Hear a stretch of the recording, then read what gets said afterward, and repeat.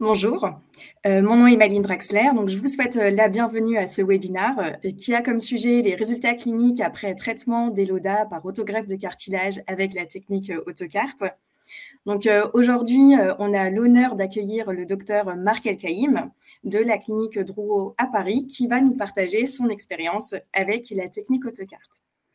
Donc, le docteur Elkaïm va partager son expérience, il va vous présenter ses cas cliniques et tout au long du webinaire, vous pouvez poser les questions via le chat et à la fin de la session, donc on reviendra sur vos questions et on pourra y répondre à la fin de sa présentation. En ce qui concerne le déroulé, donc on va commencer par une présentation du principe de la technique AutoCart. Ensuite, on passera à la présentation des résultats cliniques et on terminera avec les questions-réponses. Donc pour commencer, le principe de la technique AutoCart, c'est une autogreffe de cartilage hyalin 100% autologue qui permet de combler les lésions du cartilage chondral et ou ostéochondral. Cette technique est réalisable en une seule intervention sous arthroscopie en moins de 45 minutes. Donc, en ce qui concerne les étapes de la technique, donc on débride le cartilage directement au niveau de la berge des lésions du patient. Ensuite, on comble la lésion avec les copeaux de cartilage mélangés au PRP. Et ensuite, on fixe l'autogreffe avec une colle de fibrine, qui est du plasma riche en fibrine, réalisé de manière 100% autologue avec le PRP. Le principe de la technique AutoCart se base sur l'action mécanique de la fragmentation du cartilage. Donc, on active la prolifération des chondrocytes et on apporte des facteurs de croissance sur ces chondrocytes avec le plasma riche en plaquettes. En ce qui concerne le matériel nécessaire pour la technique AutoCart, donc on utilise un couteau de shaver sans dents qui n'est pas agressif pour maintenir la bonne viabilité des chondrocytes. Donc, on récupère le cartilage après avoir débridé la lésion. Et ensuite, on récupère le cartilage dans le filtre Graphnet connecté à la tubulure d'aspiration. Une fois que le cartilage a été récupéré, on le mélange avec du PRP et on l'applique directement sur une lésion appliquée avec la canule d'application. Et il y a un trocar qui permet de pousser la greffe sur la lésion sous arthroscopie. Et pour fixer la greffe, donc on utilise du plasma riche en fibrine réalisé avec le PRP. La technique AutoCart a été utilisée sur 10 000 patients, environ 470 en France. Elle est développée depuis 5 ans et sur les lésions chondrales traumatiques principalement de 1,5 cm² à 6 cm² sur des lésions du cartilage de stade 3 à stade 4. Également sur des lésions ostéochondrales inférieures à 5 mm et sur des ostéochondrites disséquantes. Les lésions principalement traitées sont les lésions au niveau du genou, donc sur le condyle, la rotule, la trochlée, également donc sur la cheville, donc les LODA supérieurs à 1,5 cm². Et on a également des retours d'expérience sur la hanche et quelques indications sur le membre supérieur. Donc, si on résume le principe de la technique AutoCart, c'est une autogreffe de cartilage hyalin 100% autologue, réalisable en une seule intervention sous arthroscopie, en moins de 45 minutes. En Europe, on a un recul à 5 ans avec une amélioration des résultats fonctionnels et une amélioration de la douleur à long terme. Et cette technique s'intègre d'ores et déjà dans les recommandations de prise en charge des techniques du cartilage en Europe. Donc voilà pour la présentation globale de la technique AutoCart. Donc je vais laisser la main au Dr Elkaïm pour son partage d'expérience. Bonjour à tous. Alors, je vais partager mon écran et en même temps... c'est toujours difficile de montrer des cas cliniques. Je ne vais pas vous faire un catalogue de cas cliniques. Je vais vous montrer comment je raisonne avec la prise en charge des lésions ostéochondrales du dôme talien. Et puis, les suites post-opératoires et voir un peu les difficultés qu'on peut avoir et surtout les petits tips pour que la technique se réalise dans les meilleures conditions. Donc souvent, les lésions, on les découvre à l'imagerie, c'est rarement en aigu. Et je m'attache toujours à l'examen clinique, à savoir si la lésion elle est douloureuse. Est-ce qu'il y a une instabilité de cheville? Est-ce qu'il y a eu des épisodes d'entorse? Est-ce qu'il y a des blocages? Est-ce qu'il y a des douleurs ligamentaires, du LTFA, du LLI? Est-ce que les arrière-pieds sont axés? Est-ce qu'il y a eu des infiltrations? Est-ce qu'elles ont été efficaces? Puisqu'il a fait des semelles, et est-ce que ces semelles sont efficaces? Le but ultime, c'est quand même de trouver l'étiologie de la lésion. Une lésion, ça ne vient pas comme ça. Le but, c'est de traiter à la fois les conséquences de la lésion, mais aussi les causes.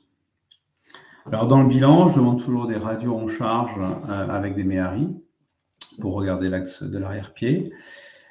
Pour moi, l'IRM, elle est systématique parce que ça me permet de mieux regarder la lésion, les lésions ligamentaires.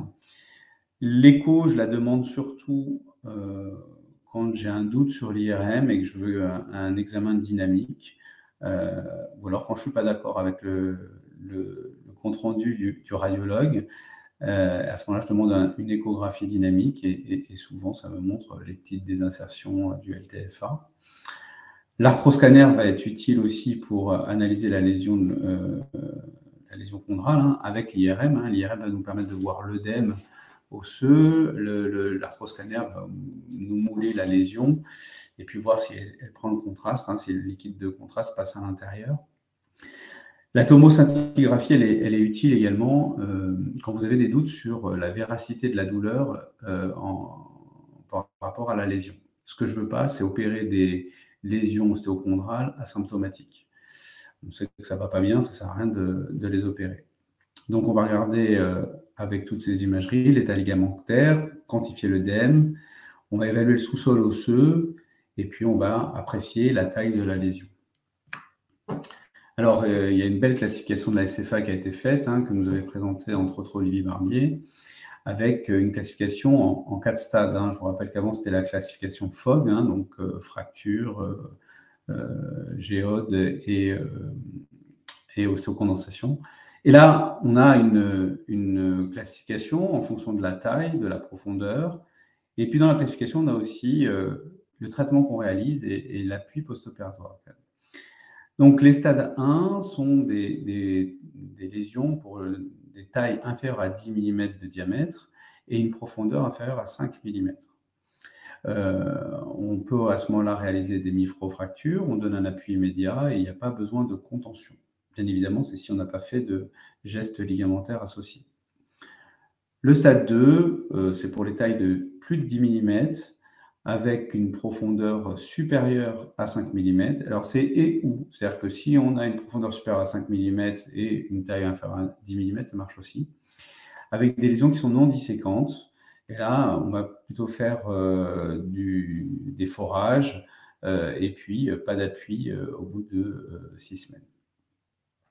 Le stade 3, c'est des lésions qui sont de taille importante, 10 mm avec une profondeur supérieure à 5 mm, plus ou moins des lésions disséquantes. Et là, l'indication, c'est la mosaïque-plastie sans appui 6 semaines après. Et puis pour les stades 4, c'est des lésions de taille supérieure à 30 mm, et là est indiqué l'allogreffe. Alors, quid de l'autocarte dans toute cette classification? En fait, cette classification a été réalisée avant que l'autocarte puisse arriver en France. Donc, en fait, l'autocarte n'a pas été évaluée dans cette classification. Alors, toujours et bien évidemment, on traite médicalement les patients. Donc, souvent, quand je vois les malades, tout le traitement médical a été réalisé. Ils ont eu des PRP, ils ont eu des infiltrations, ils ont eu des semelles. Ils ont eu plein de choses et en général, quand ils viennent au chirurgien, déjà, le traitement médical a déjà été fait. Pour le traitement chirurgical, je préfère l'arthroscopie au maximum parce que je pense qu'on peut, 1, traiter toutes les lésions en même temps, 2, faire un meilleur bilan à la fois du cartilage et des lésions associées. Et puis, on a quand même des récupérations plus rapides avec l'arthroscopie. J'ai fait des mosaïques-plasties. Le problème, ce qui m'a toujours gêné, ça reste la morbidité au niveau du genou. On a beau me dire que le prélèvement au niveau du genou, c'est pas très invalidant, mais quand vous examinez le genou après et que la rotule elle fait scrunch, c'est quand même s'il n'y a pas de douleur, et il y en a certains qui ont des douleurs, c'est quand même un peu, je pense, préjudiciable. Donc là, avec cette technique-là, j'étais content et je me suis dit, ça pourrait être pas mal. Donc, dans le déroulé de comment je raisonne, c'est que bah, je regarde s'il y a un défaut d'axe. S'il y a un défaut d'axe, je vais corriger par une osteotomie percutanée du calcanéum afin de rétablir un axe correct. Ça ne sert à rien de vous faire de rentrer dans des traitements de lésions osteochondrales avec un arrière-pied qui n'est pas axé. Ensuite, on va traiter la lésion chondrale. Pourquoi je la traite après et pas notamment après une réparation ligamentaire? C'est parce qu'en fait, ça va me permettre d'ouvrir l'articulation. Si vous réparez un ligament ou vous reconstruisez un ligament et puis après vous faites votre lésion, bah, votre articulation elle est fermée, donc vous n'arrivez pas à atteindre la lésion. Donc pour moi, en fait, sur les indications de mosaïque-plastie, ben, je préfère faire de l'autocart. Je continue à faire des microfractures, de l'avivement, ça c'est des choses que je continue à faire. Mais c'est vrai que sur les grosses lésions, je préfère faire l'autocart. Et puis ensuite, en troisième, je fais des réparations ligamentaires ou une reconstruction en fonction des lésions. Et ça pose plus de problème parce qu'une fois qu'on a traité notre lésion, ben, on revient sur un cas normal. Pour les suites post-opératoires, moi, pour les microfractures, qui est une réparation de reconstruction ligamentaire, je mets une Ateler Cast, mais bon, après, c'est juste à titre antalgique, même s'ils n'ont pas beaucoup mal. Je donne un appui complet. Ils font une auto-rééducation en flexion-extension de cheville uniquement pendant 3 semaines, et puis après, je donne de la rééducation à 3 semaines. S'il y a une osteotomie calcanéenne, bah, je les mets quand même dans une botte avec la marche autorisée selon la douleur. Et après, au bout de 3 semaines, ils ont la rééducation sans la botte avec un appui complet. Quand je fais l'autocart, je mets la botte et je donne un appui selon douleur. Vraiment, il y a des gens qui ont 0 douleur, ils marchent dans la botte et ils récupèrent beaucoup plus vite quand ils marchent avec un appui complet que quand ils déchargent. Et je pense, alors après, je n'ai pas d'études pour le démontrer, mais je pense qu'en fait, quand vous mettez votre greffe et que vous appuyez dessus, bah, ça fait une espèce d'effet tampon et j'ai l'impression que ça récupère plus vite. Mais alors, ça reste que de l'empirique et c'est pas du tout étudié. Pareil, je leur donne, malgré la botte, c'est une botte amovible, donc ils l'enlèvent, ils glacent et ils commencent à s'auto-rééduquer. Je veux que ça se remodèle, donc je recommence à faire des flexions-extensions de cheville tout seul, sans forcer. Et puis après, à 3 semaines, on commence la rééducation. Alors, on va passer au cas clinique. J'ai plusieurs cas cliniques, on a le temps, donc il y a des vidéos et les cas cliniques sont vraiment différents. Et donc, ça permet de discuter après si vous voulez.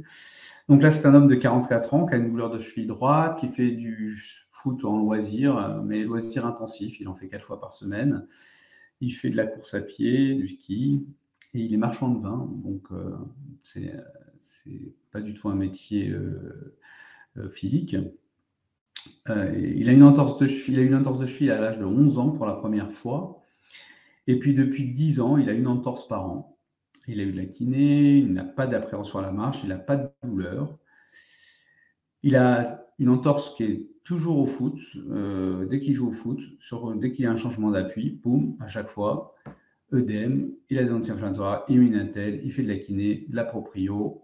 Et puis, malgré cela, tous les matins au réveil, il a une douleur à 9 sur 10 avec un appui impossible. Et puis, dans la journée, ça s'estompe. Il a des sensations de blocage.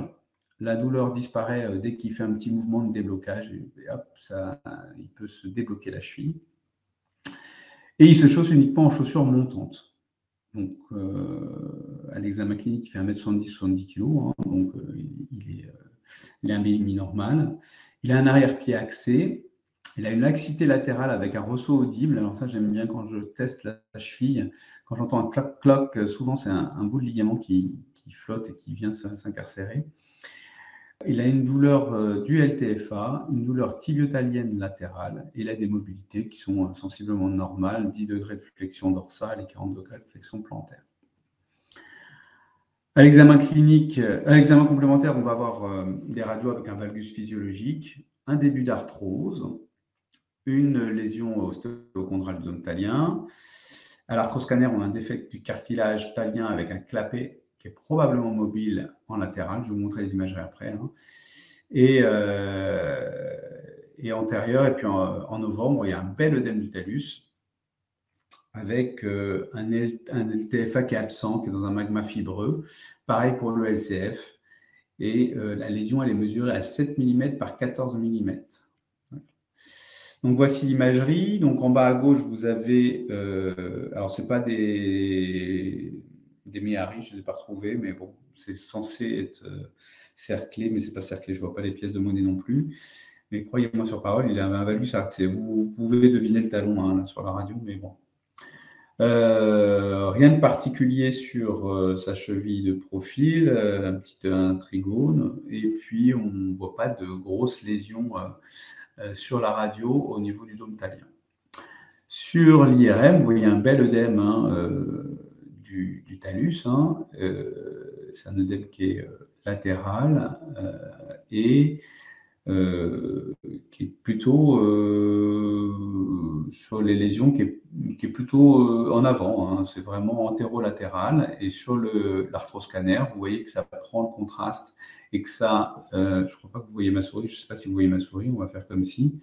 On voit que le cartilage, là, il est disséqué, hein, il y a le liquide de contraste qui passe sous le cartilage, la partie antérolatérale du cartilage, et qui probablement, on a bien l'impression que ça fait un petit clapet, et on voit que la lésion, elle est assez étendue en largeur, et puis avec un sous-sol osseux, avec un bel œdème.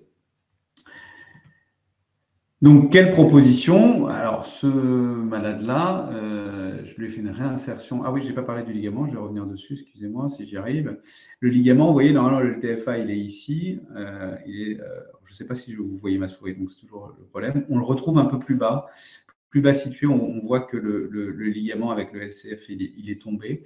Et donc, du coup, vous allez voir, je vais faire une réinsertion avec un autocarte.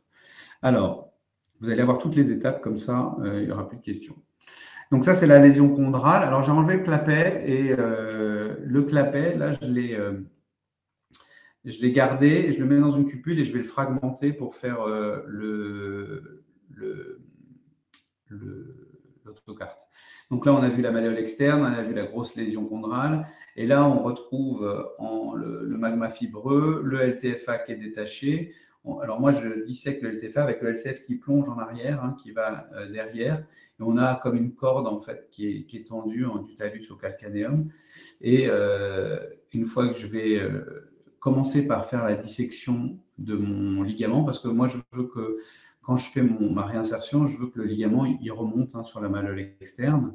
Donc, je fais une dissection à la fois au vapeur et au shaver, pour décoller le ligament et le décoller de la capsule articulaire pour qu'il puisse remonter correctement et avoir un vrai un ligament. Et je l'individualise pour ne pas me retrouver à faire un gros plan capsulo-ligamentaire. Je pense que sous arthron, on fait mieux qu'à ciel ouvert. Donc, du coup, on va pouvoir bien disséquer et bien remettre le ligament à sa place.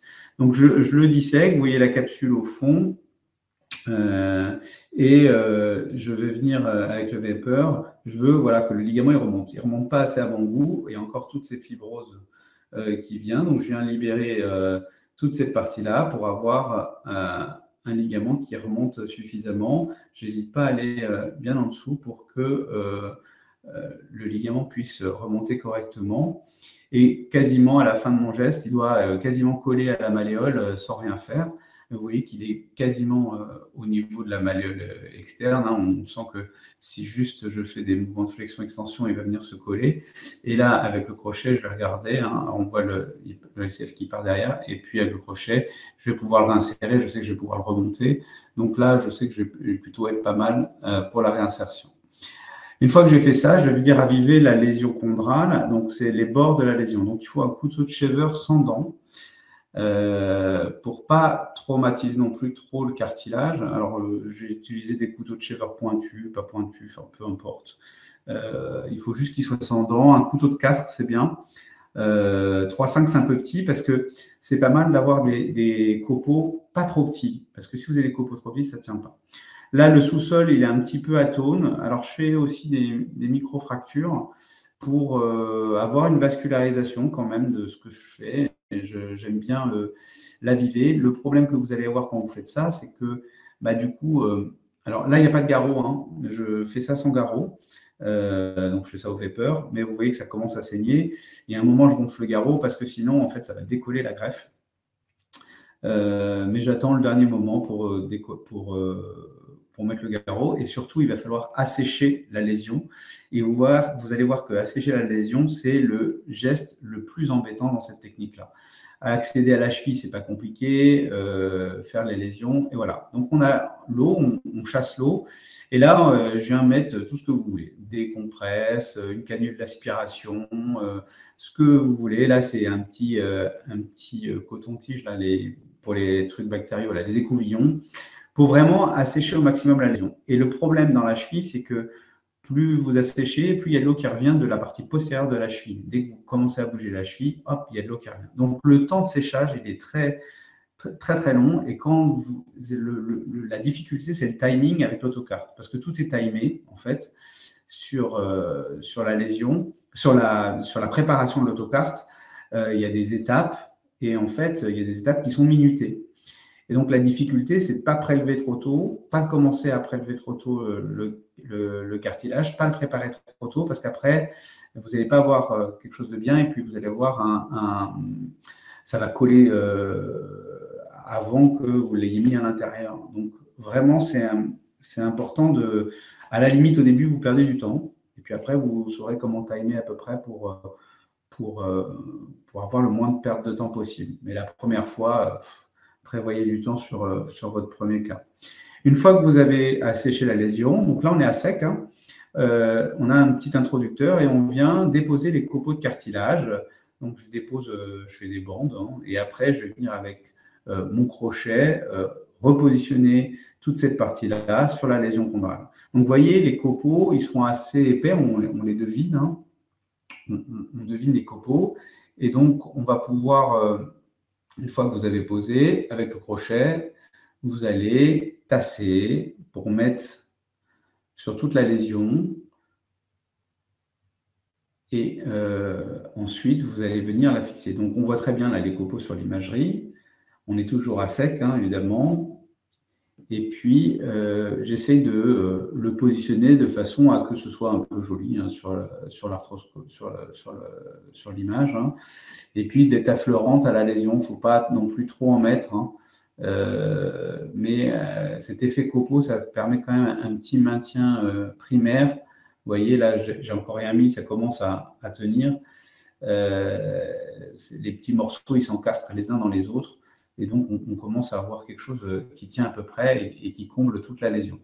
Sachez que là, j'ai beaucoup plus de cartilage qui me reste dans ma cupule de greffe. Hein. Donc, en fait, alors ça, c'est quand on a encore le clapet cartilagineux. Il était bien le clapet, il était pas mal. Hein. Donc, quand on a en plus du clapet cartilagineux, bah, c'est pas mal. Donc, on a la lésion ici. Et puis maintenant, on va mettre cette espèce de colle de fibrine qu'on a fabriquée pour venir fixer la lésion. Alors, la colle de fibrine, vous allez voir, enfin, si vous l'utilisez, voilà, on prend une petite aiguille, hein, et on va mettre quelques gouttes sur toute la surface pour que ça vienne coller la lésion, enfin la greffe. Donc, il faut en mettre quelques-unes une première fois, et puis une fois que vous avez mis quelques gouttes une première fois, vous allez en mettre une deuxième couche, d'accord, pour venir fixer définitivement notre greffe. Il ne faut pas bouger à cette étape-là. Hein. C'est sûr que si vous bougez, là, ça ne va pas aller. Donc, on refait la petite couche de fibrine, quelques gouttes pour que ça vienne tout le long fixer la lésion. Et là, vous vous dites, bah, si je mets mon crochet et que je tape dedans, je vais tout enlever. Alors oui, si vous mettez votre crochet et que vous tapez dedans, vous allez tout arracher. Vous pouvez arracher du cartilage normal, celui-là encore plus. Mais vous allez voir que comme je n'ai pas fait mon ligament encore, ben après, je vais remettre l'eau et la greffe ne va pas bouger. Donc, il faut attendre un petit peu de temps une fois que vous avez placé la deuxième couche de fibrine. Et puis, ensuite, eh ben, on va venir mettre l'eau. Donc, là, vous coupez votre souffle un petit peu, vous mettez l'eau et puis la greffe, elle reste en place. Donc, si la greffe part complètement, alors sur le cadavre, hein, ça part. Hein, je pense que c'est moins vivant et donc ça marche moins. mais dans la vie réelle, ça marche beaucoup mieux. Faut quand même faire attention de ne pas mettre directement le jet dessus, parce que vous pouvez quand même faire effet Karcher et l'enlever, mais là, on va évider les bulles, et puis je vais faire la reconstruction. On regarde un petit, enfin la reconstruction, la réinsertion, excusez-moi. Donc on regarde un petit peu comment ça bouge, hein. Je vais bouger un petit peu pour voir si ça ne s'en va pas, mais on comprend aisément qu'une fois qu'on a comblé là, et que si ça cicatrise, on va voir quelque chose de plutôt correct. Donc ça, c'était pour enlever la petite bulle, j'ai mis mon petit shaver, et puis après, bah, on bouge, et puis la greffe, elle reste à sa place, donc ça, c'est plutôt pas mal. Ensuite, on va donc finir la réinsertion. Bon, alors ça, c'est pas le sujet du jour, mais au moins comme ça, vous voyez comment je fais. Ça, c'était, je pense, les... Donc, vous voyez que le ligament, bah, là, on est bien. On va pouvoir... ça, c'était les anciennes encres que j'utilisais. C'est des encres à 2 fils. C'est des encres dures. Maintenant, j'utilise des encres molles qui tiennent quand même mieux. Et donc, toujours 2 fils, hein, parce que je veux deux sutures sur mon ligament pour que ça tienne mieux, j'ai l'impression. Et puis, une fois qu'on a foré, on a notre point d'entrée, là où on veut que le ligament s'attache, on va venir mettre notre encre. Et puis après, je vais passer les fils un à un. La petite astuce sur cette partie-là, c'est que quand j'ai mis mon encre, avant de les mettre sur ma pince Mini Scorpio, je les démêle quand même, parce que alors j'utilise pas de canule hein, dans mes voies d'abord, donc du coup je préfère démêler mes fils avant pour être sûr d'être au bon endroit. Après, je mets ma pince Mini Scorpio à l'envers. Le fait qu'elle soit à l'envers, vous voyez qu'elle est courbée, et ce qui me permet d'aller très loin en dessous et de pouvoir glisser sur mon talus. Sinon, dans l'autre sens, vous avez l'aiguille qui gêne souvent. Et donc, on va venir passer nos fils, faire un lasso loop, un premier lasso loop. Et ensuite, donc là, il n'y a rien de sorcier, on va faire les nœuds. Et puis après, on va faire la même chose un peu plus haut pour que le ligament reprenne une bonne trophicité et qu'il tienne correctement. On voit que c'est saignant, hein, tout saigne, hein, donc on a toutes les chances que ça cicatrise correctement. Je ne sais plus là si j'avais lâché le garrot ou pas, c'est possible. J'aime pas laisser le garrot trop longtemps. J'ai eu moi-même des problèmes avec le garrot sur mon genou, donc je ne fais pas aux autres ce que je n'ai pas envie qu'on me fasse. Et puis, donc là, on voit le ligament qui remonte, hein, et puis on va faire nos nœuds. J'ai l'habitude d'en faire 4, peu importe. Je fais 3 dans un sens, enfin 2 dans un sens, un dans l'autre sens et un autre dans le sens contraire. Et puis, on voit donc le ligament qui s'attache à la malléole. Et ensuite, on va avoir la même chose avec le deuxième.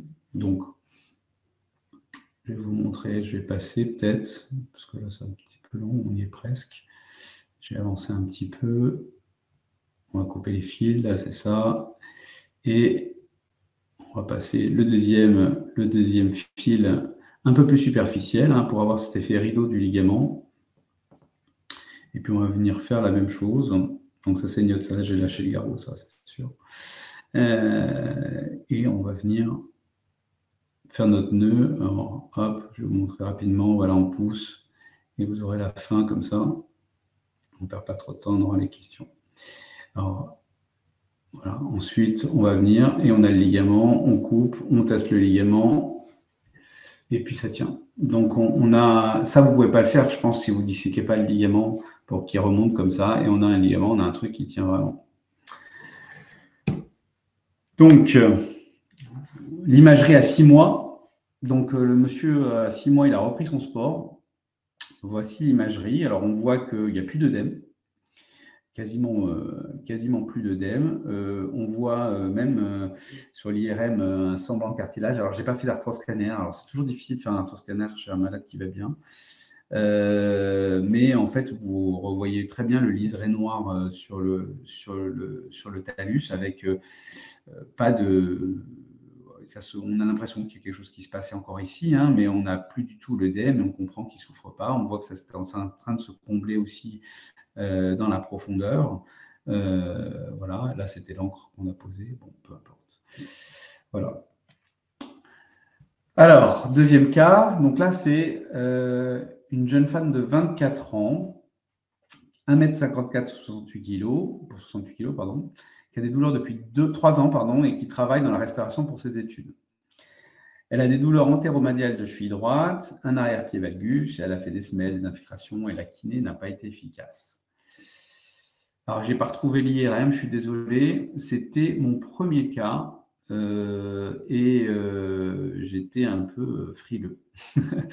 Et donc, du coup, j'ai fait un entre-deux. Donc, on avait cette grosse lésion chondrale avec un œdème et puis vraiment une grosse lésion qui est plutôt centro-postérieure hein, sur les profils. Et la question, qu'est-ce que vous auriez fait? Alors, je sais que je suis tout seul à parler, donc c'est toujours difficile. Donc, les possibles, c'est on enlève le fragment, on fait une mosaïque, on fait un vissage, on fait une greffe plus un vissage, on fait une arthro, on fait à ciel ouvert, on fait autre chose. Bref. Donc, j'avais fait ostéotomie de la malle médiale, autogreffe avec la métaphyse tibiale, j'ai comblé le fond. Et puis ensuite, j'ai mis une vis résorbable et j'ai fait un autocart. Donc, voilà, ça, c'est les images. Donc, on a une grosse lésion hein, qui fait presque un quart du talus hein, avant le comblement.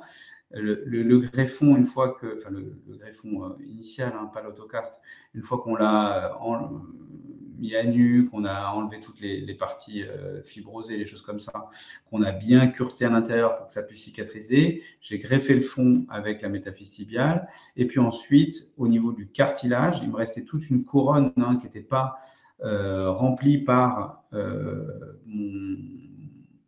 ma lésion initiale. Et donc ça, j'ai mis de l'autocarte tout autour pour pouvoir combler le défect cartilagineux. Donc ça, c'est le vissage qui est somme toute normal. Je lui ai donné un appui complet dans une botte de marche pendant 3 semaines, de l'auto-rééducation. À 45 jours, elle marchait normalement. Elle avait une cheville oubliée. À 45 jours, c'était un peu exceptionnel. Elle avait repris le travail. Et puis à 2 ans, je l'ai revue. Elle n'avait pas de douleur, pas de blocage. Elle a eu une grossesse à terme sans douleur. Et puis, je lui ai fait la hémodélice. Ça, c'est le bilan à 4 mois. À 4 mois, on voit sur le tibia, si vous regardez, vous voyez le capot que j'ai fait pour récupérer de l'os dans la métaphyse. Et puis, vous voyez sur l'arthroscan qu'on a retrouvé quelque chose de à peu près normal. On voit que c'est modifié, mais en tout cas, c'est plutôt correct. Et puis, à 3 ans, j'ai programmé la MO. Et puis, donc, du coup, j'en ai profité avant la MO de faire un arthroscanner. Et vous voyez que tout s'est reconstruit quasiment. Enfin, alors, on voit très bien la greffe. Ça, c'est la vis qu'on voit en plein milieu, la vis résorbable qui est à l'intérieur, avec un très beau cartilage qui s'est reformé. Alors, est-ce que, alors là, c'est très critiquable, hein, est-ce que c'est l'autocarte? Est-ce que c'est ma greffe initiale? Ou un peu les deux? Probablement un peu les deux, parce que la lésion était grande. Est-ce que sans ma greffe et qu'avec l'autocarte, ça aurait fait la même chose? J'en sais rien. Mais en tout cas, le résultat a été beaucoup plus rapide, à mon sens, que ce qu'on fait. Alors, probablement, est-ce qu'il n'y aurait pas, alors je ne sais pas s'il y a des études là-dessus, est-ce qu'il n'y a pas un effet anti-inflammatoire de cette greffe-là? J'en sais absolument rien, mais je sais que ça reste biologique, donc probablement qu'il y a quelque chose de plus rapide. Le troisième cas, donc c'est une jeune femme de 26 ans. Elle fait de la course à pied, de la natation, de la danse. Elle a eu une entorse il y a 3 ans. Alors, comparé au premier, vous avez vu, elle avait une entorse à l'âge de 11 ans et elle en avait 44. L'autre, elle avait mal depuis 3 ans avec son osteochondrite. Là, on est sur des entorses depuis 3 ans. Elle a une douleur depuis, malgré une kiné intensive. Elle a une douleur au sport ou à la marche prolongée. Elle n'a pas de douleur quand elle marche normalement dans la rue.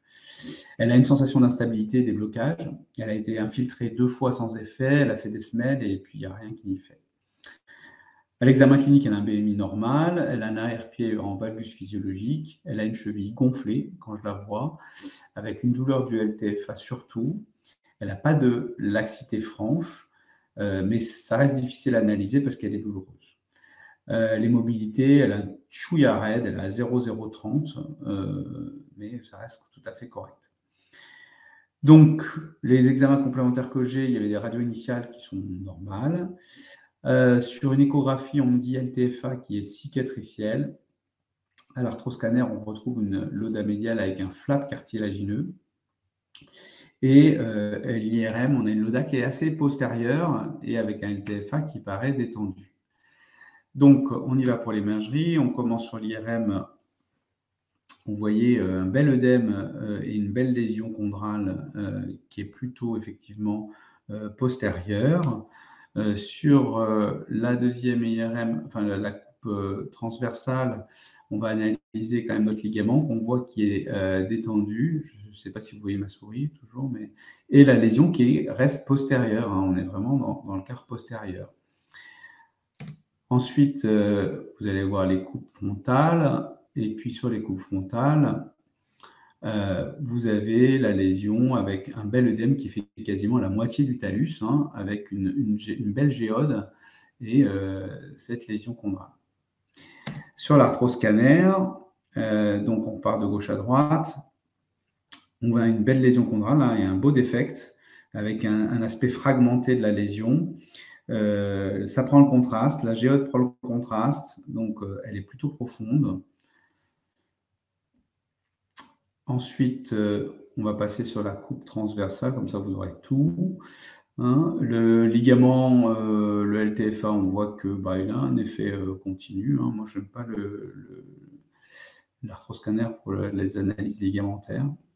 Et puis, sur les coupes frontales, on va retrouver notre lésion qui, ce coup-ci, est médiale. Voilà, on voit, elle arrive avec la géode.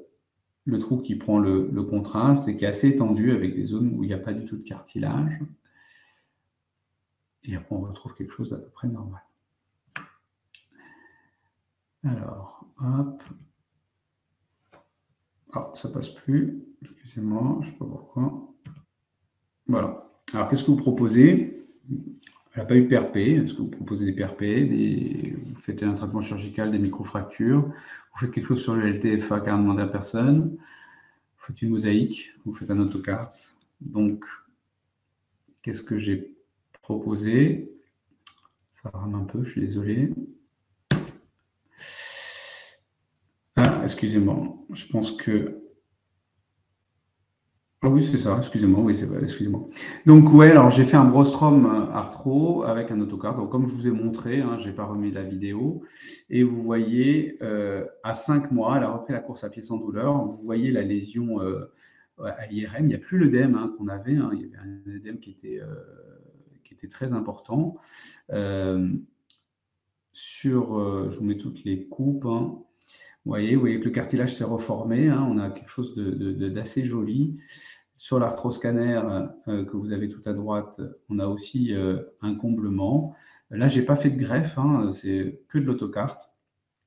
Et vous avez l'IRM sur les autres coupes.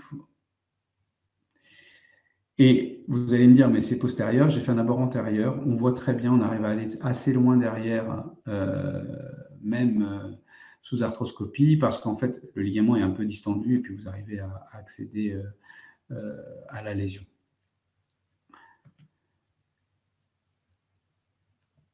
Alors, quatrième cas.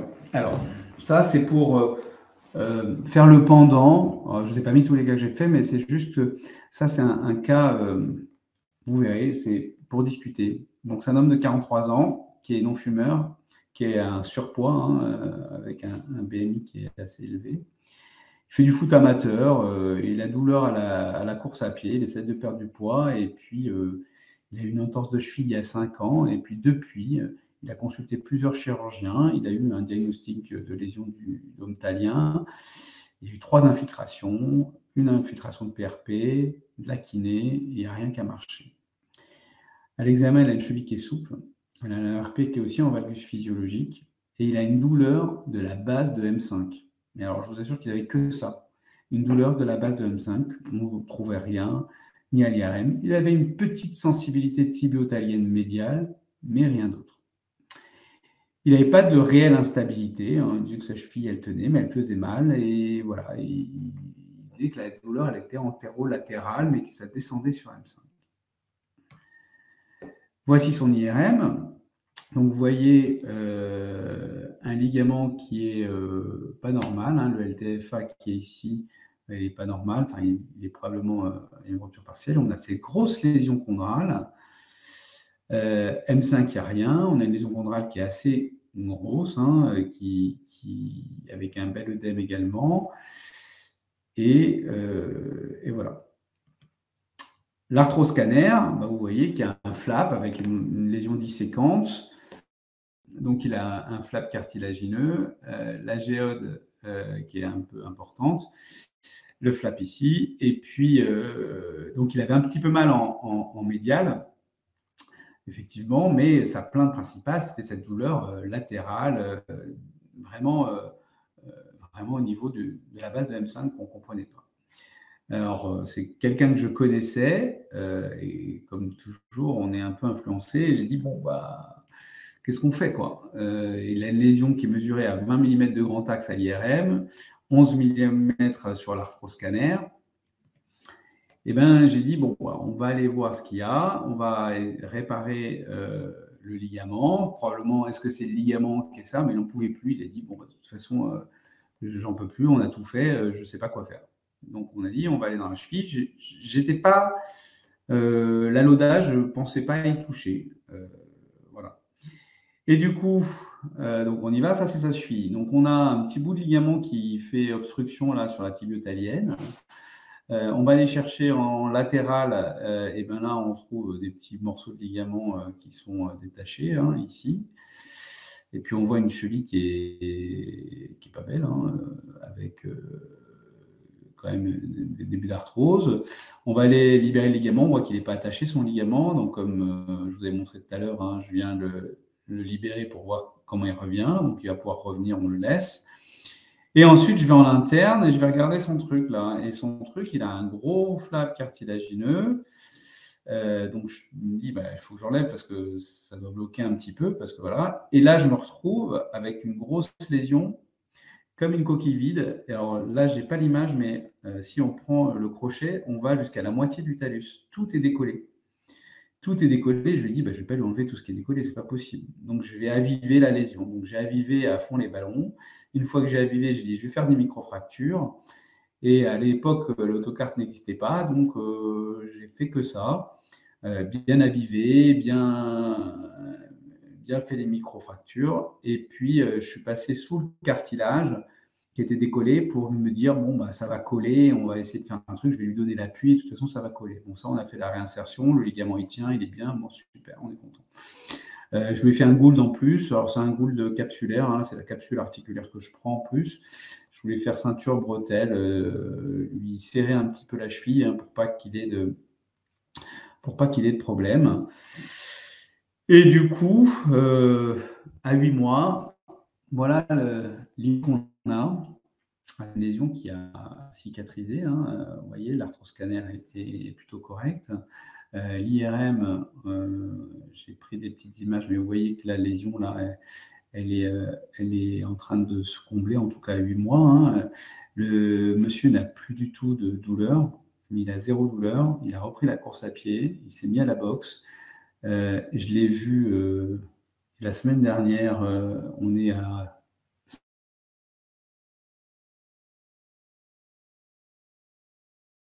C'est bon, alors est-ce que ce qu'on fait, est-ce que l'autocarte c'est mieux que les autres? Je ne sais pas. J'ai l'impression que ça récupère plus vite quand même. Mais la mosaïque-plastie, je suis plutôt, j'ai plus d'intérêt à la faire à mon sens. Juste pour finir, hein, je vous rappelle qu'il y a le congrès du MIFAS au Brésil, et je pense que c'est le plus grand congrès de chirurgie mini-invasive de pied et d'arthroscopie de cheville. Donc, on a des gens très connus qui sont des guests. Donc, venez et je pense que vous ne serez pas déçus. Je vous remercie. Et puis maintenant, on va faire les questions. Merci beaucoup pour votre présentation, Dr El-Kaïm. N'hésitez pas à poser les questions via le chat. Donc, je vais les poser au Dr El-Kaïm directement. Donc, on a un médecin qui est en train de taper une question, mais moi, j'en avais une de mon côté. Quel est pour vous le patient idéal pour la technique autocarte? Le patient idéal, c'est déjà, on connaît l'étiologie. Il faut trouver pourquoi il a la lésion chondrale pour pouvoir avoir un bon résultat derrière. Et la deuxième chose, c'est pas des reprises. J'en ai fait sur des gens qui avaient eu des microfractures.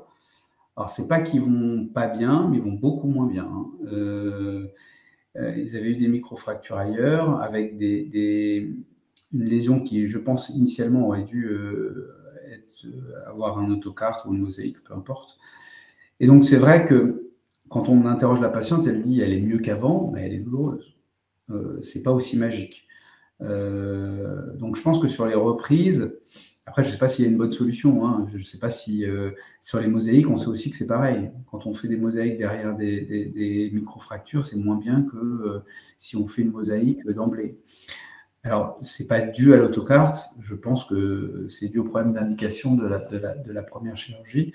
C'est toujours compliqué. Après, je pense quand même que sous arthroscopie, on a des récupérations plus rapides. Et puis, la bonne indication, c'est quand il n'y a pas beaucoup de lésions, enfin, quand la lésion est peu profonde. Enfin, quand elle est juste cartilagineuse avec un petit peu d'os, là, c'est très bien, on a des résultats plus magiques. Quand elle est très profonde, je pense qu'il faut greffer un petit peu avec du spongieux qu'on peut prendre sur la métaphyse tibiale et puis faire l'autocarte au-dessus. Je sais que mes collègues du genou, j'en avais parlé avec eux, ils ne greffent pas, ils mettent de l'autocarte partout, même dans la partie osseuse. Et ça se comble. Alors peut-être que ça marche aussi, mais après c'est dans ma philosophie, j'aime bien mettre de l'os dans de l'os et puis cartilage dans le cartilage. Voilà. Est-ce que j'ai répondu à la question? Oui, merci beaucoup. Donc, on a des questions dans le chat. Donc, une première question, c'est a posteriori, auriez-vous fait uniquement un autocarte pour le cas numéro 2, fragment ostéochondral refixé par une vis, plus autocarte périphérique? C'est difficile à dire. En fait, probablement, parce que alors, la vis résorbable, on ne sait pas ce que ça devient à long terme. C'est vrai que voilà. Maintenant, sur des lésions comme ça, ce que je fais, c'est que je garde mon fragment et je le mets dans l'autocarte. Je le fragmente avec l'autocarte et après, je remets l'autocarte. Et c'est vrai que, après, c'est difficile de le dire. A posteriori, là, elle est allée très bien, mais probablement que je ne me serais pas embêté à fixer la lésion. J'aurais directement enlevé la partie chondrale qui est bonne. Je l'aurais mis dans l'autocarte pour le fragmenter et j'aurais fait que de l'autocarte avec une graisse spongieuse. Est-ce que vous utilisez la distraction pour les lodas postérieurs? Non, pas du tout. Je n'utilise jamais la distraction. Je peux éventuellement changer mes voies d'abord, faire des voies d'abord un peu plus haut pour pouvoir attaquer la lésion. Il ne faut pas hésiter à faire une troisième voie d'abord pour attaquer la lésion chondrale. Mais là, le cas numéro, je ne sais plus, 3 ou 4 où la lésion elle était très postérieure, j'ai fait un abord antérieur et j'accède parfaitement à la lésion. Par contre, il ne faut pas bouger. Alors, la difficulté, c'est qu'il faut se mettre en varus équin, pas bouger, et il faut que l'aide ne bouge plus. Mais ça s'ouvre bien. En plus, vous y allez pas à pas. Il faut un peu libérer la cheville en avant, et puis vous y arrivez. Ça m'est arrivé de faire des lésions chondrales très postérieures avec une voie d'abord, enfin une arthroscopie postérieure. Ça ne pose pas de problème. Le problème, c'est que par en arrière, vous pouvez moins fléchir la cheville pour accéder à la lésion si elle est postérieure, mais pas trop, quoi. Alors là, on est un peu embêté parce que vous allez être en limite de la lésion. Donc, dans ces cas-là, si j'ai un doute, je préfère commencer en avant en me mettant la carte si j'ai un problème, je passe en arrière. Merci pour votre réponse. Donc, on a encore une autre question. Alors, pensez-vous qu'il serait intéressant de prélever le cartilage sain sur la berge antérieure du talus, près du col, en zone non portante, plutôt que sur les berges de la lésion où la vitalité est incertaine? Alors, je fais les deux quand il m'en manque, en fait. Pas tous les balades ont des gros cartilages en avant sur le col du talus, mais effectivement, ça, c'est des choses que je fais quand j'ai des lésions qui sont où j'ai pas ce fragment initial qui est de bonne qualité. eh ben, je prends effectivement sur cette berge-là du talus. Cependant, vous voyez les imageries, j'ai pris sur des lésions qui sont peut-être incertaines en qualité et ça cicatrise. Donc, j'ai plus cette arrière-pensée-là. C'est vrai, au début, je me suis posé la même question. Hein. Je me suis dit, bah, on va prendre du cartilage qui est bof pour le greffer. Donc, eh ben, je ne peux pas vous dire pourquoi ça marche, mais en tout cas, les patients sont contents, et ça, c'est mon premier but. Et puis, les lésions radiologiques bah, disparaissent, s'amoindrissent assez rapidement. Et plus rapidement qu'avec une greffe ostéochondrale type mosaïque. Je n'ai pas la réponse. Hein. Est-ce que c'est mieux? Peut-être, hein, je ne sais pas. Mais je le fais quand il me manque du cartilage, c'est tout. Alors, quel est selon vous l'intérêt de l'autocarte par rapport à une greffe de spongieux plus amique avec ChondroGuide? Alors, j'en fais pas parce que je veux tout faire sous arthroscopie. Et donc, du coup, amique, ChondroGuide, tout ça, il faut ouvrir la cheville, le placer. Je ne sais pas si c'est mieux. Une étude serait à faire. Il faut y participer. Je serais ravi de faire des comparatifs multicentriques. Mais j'évite d'ouvrir la cheville quand je peux. Parfait, merci beaucoup. Donc, on a une dernière question qui est en train d'être tapée. Je me permets juste de rajouter qu'avec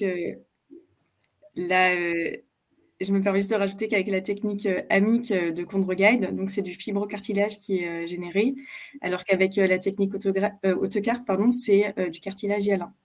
Donc, il y a une différence de type de cartilage. Merci pour cette précision. Est-ce qu'il est possible de transmettre vos coordonnées si des chirurgiens ont des questions concernant des dossiers patients? Oui, bien sûr. Parfait, on vous les transmettra. Super, bah, écoutez, bah, merci beaucoup en tout cas pour votre présentation, Dr El-Kaïm, et votre partage d'expérience. Merci également aux participants d'avoir été présents au webinaire. Donc, le replay sera disponible sur notre plateforme YouTube. On pourra vous envoyer le lien avec plaisir. Et je vous souhaite à toutes et à tous une très bonne soirée. Merci beaucoup. Merci, au revoir.